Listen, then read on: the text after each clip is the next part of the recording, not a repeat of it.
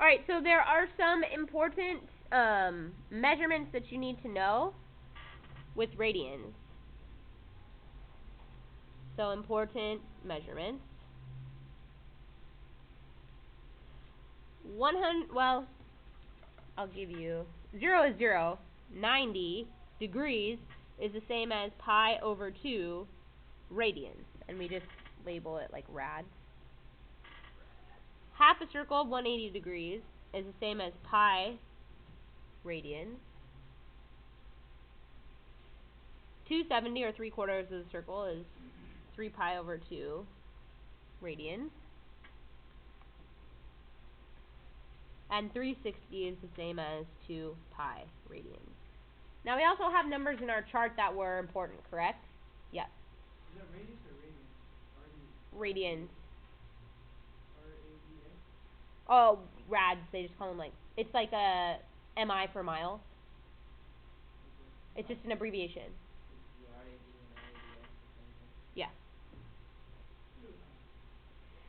So, we also had 30, 60, 45. Those were also important measurements for us on our chart, correct?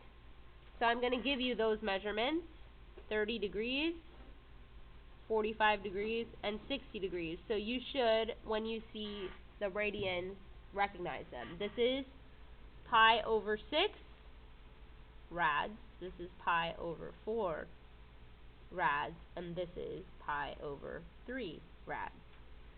Now, when we talk about reference angle, it's actually easier when you deal with radians, because anything over 6, over 4, or over 3 is going to correspond with that angle measurement. So if it was like 5 pi over 6, the reference angle is pi over 6, or 30.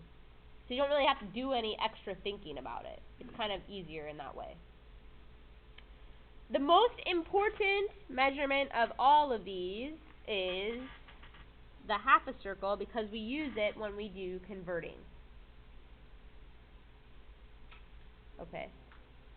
So, when we, let me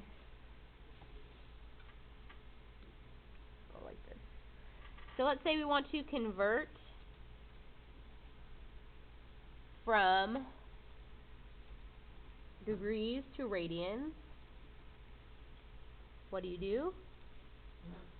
You multiply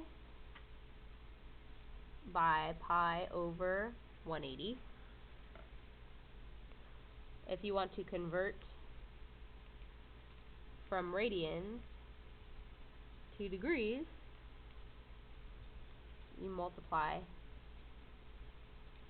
by 180 over pi.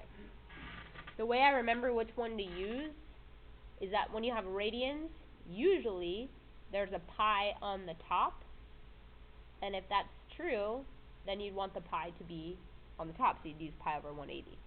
When you have degrees, usually you don't have a pi, so you want the pi to cancel, so the pi would be on the bottom. So that's kind of just how I think about it.